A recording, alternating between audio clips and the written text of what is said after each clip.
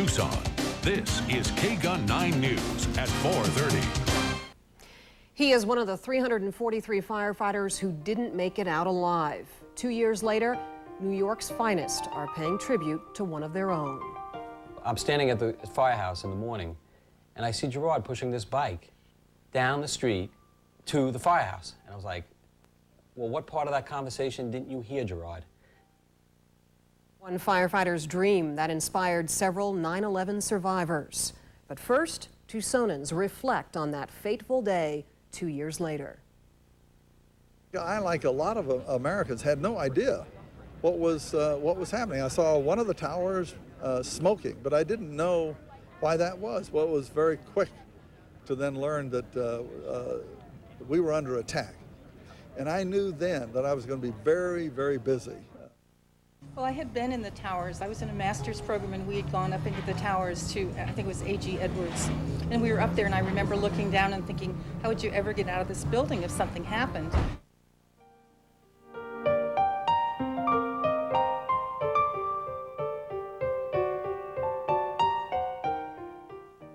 You're watching KGUN 9 News at 4:30. Dealing with the grief from 9/11, millions have found ways to push past the pain while honoring both the victims and the heroes. The same is true for a particular New York firehouse. Guy Atchley gets to the point. Gerard Baptiste loved fighting fires. He loved Lower Manhattan, and he was into motorcycles. Baptiste did not make it out of the North Tower alive.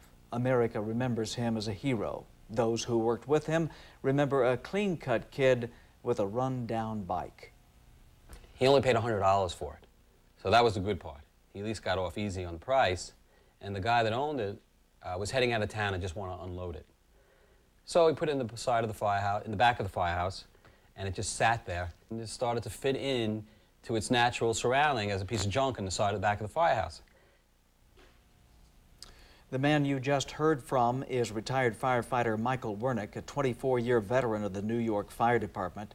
Wernick, as seen here in the book Faces of Ground Zero, barely escaped from the collapsed towers. 10 of his comrades from the Bowery U firehouse, including Gerard Baptiste, were lost in the rubble. Soon after, Wernick made it a mission to restore Baptiste's bike and asked a childhood friend, Tucsonan John Allison, to tell the story through a 1-hour documentary. John Allison joins us now, and the documentary's a little bit longer now, isn't it? Well, we had originally planned on 28 minutes, but we went to New York. We were just, what do you need? What can we do for you? We had access to 2 different firehouses. We had access, we got permission to film at the World Trade Center site, and things just started to click for us.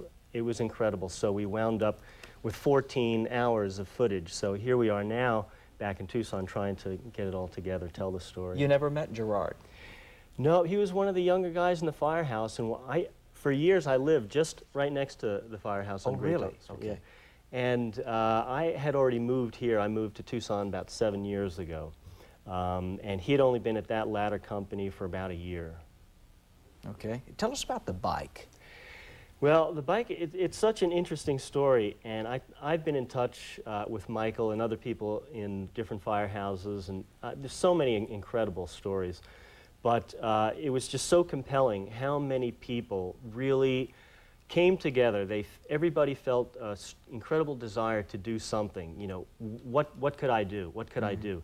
Anybody that was asked to participate or that found out about the bike jumped on the bandwagon. I see a decal there. That's the Bowery U mascot. That's the station house. It's in the neighborhood of New York University, and a little bit from the Bowery Boys, from the 50s black and white comedy. So Bowery University, the Bowery Bum. What does Gerard's family think about all this?